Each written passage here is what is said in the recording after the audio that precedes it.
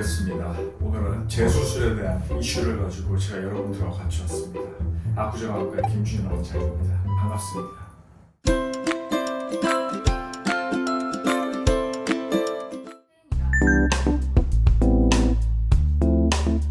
시력퇴행은 보통 우리가 이제 근시퇴행을 얘기하죠. 라식, 라섹, 스마일 모두 이제 근시가 있는 사람들은 각막을 연마해서 각막을 얇게 만들어서 좀 평평하게 만드는 거죠. 그러면 각막을 어떻게 보면 깎는다는 의미로 말씀을 드리면 각막이 없어졌잖아요, 일정 부분이. 그럼 그대로 계속 유지가 돼야 돼요. 그래야지 각막이 그 형태를 유지하면서 굴절이 교정된 상태로 있는데 세월이 지나다 보니 다시 그 각막이 두꺼워지는 겁니다.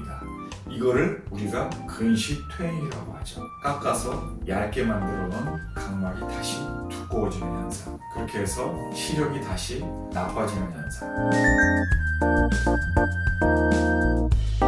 깎아놓은 각막이 두꺼워져서 얇거나 평평하게 만들어 놓은 각막이 다시 뾰족하면서 두꺼워지는 현상. 계속 시력이 나빠지고 있는 사람이죠. 보통 고도근시나 악성근시에서 발현이 되는데 얇게 만들어 놓은 각막은 그대로 있습니다.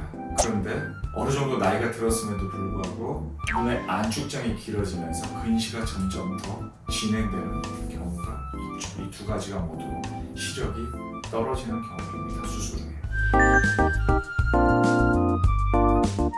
퇴행하는 확률은 저희가 굉장히 그거를 매기기가 어려워요. 왜냐하면 나이대, 수술자, 수술의 방법, 수술할 때의 환경, 그리고 이 사람들의 어떤 유전적인 그걸 모두 고려를 해야 되는데 퇴행의 확률이 그렇게 높지는 않는데 근시가 심했을수록 각막에 깎는 양이 많아지죠. 즉 고도근시라서 각막을 많이 깎은 사람, 라식보다는 라섹에서 더욱더 근시의 퇴행이 높아지죠.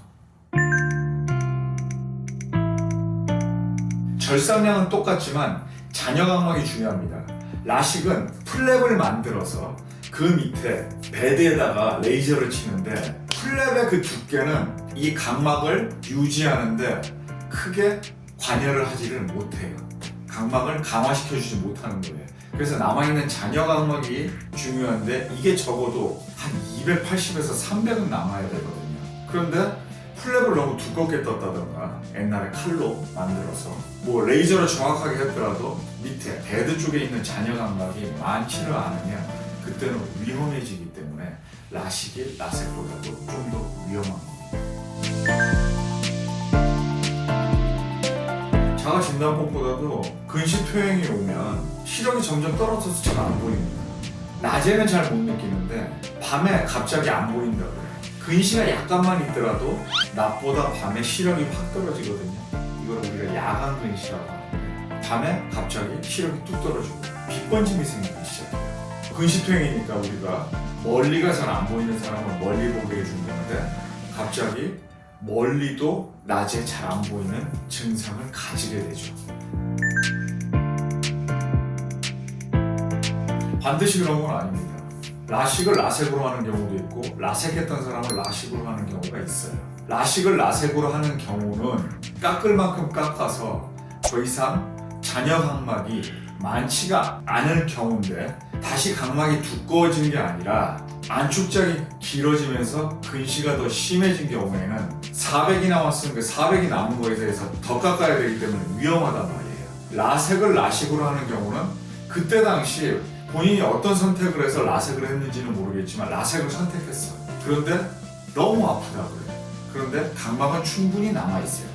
이런 경우에는 라섹을 라식으로 하기도 합니다. 스마일을 스마일로 다시 재수술하는 방법도 있어요.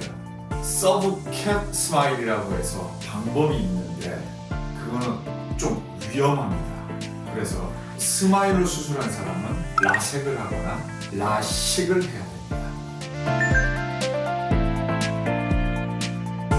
예측이 가능한 사람이 제가 말씀드렸듯이 고도근시라서 깎는 양이 많습니다.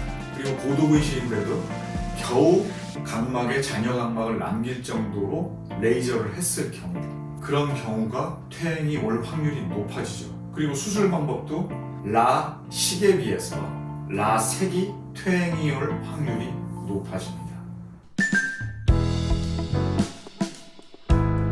재수술이 어려웠던 경우에는 라식을 다시 라식으로 하는 경우에 플랩을 제가 이렇게 해서 절단면을 보고 이렇게 제껴야 되는데 그 부분이 절대로 떨어지지 않는 환자를 한 명 정도 경험했습니다. 그거 말고는 재수술을 하더라도 어려운 경우는 극히 드뭅니다.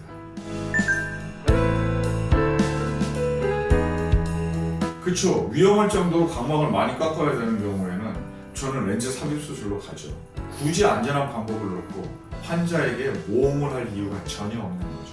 렌즈 삽입 수술을 한 사람이 다시 렌즈 삽입술로 재수술을 하는 경우는 거의 제로에 가깝습니다. 그러나 렌즈 삽입 수술을 했는데도 계속 시력이 나빠지는 경우에는 한 2년이나 3년 이후에 렌즈를 교체한다던가 약간 나빠진 경우에 그 각막에 여유가 있을 경우에는 라식이나 라섹으로 수술을 할 수가 있죠.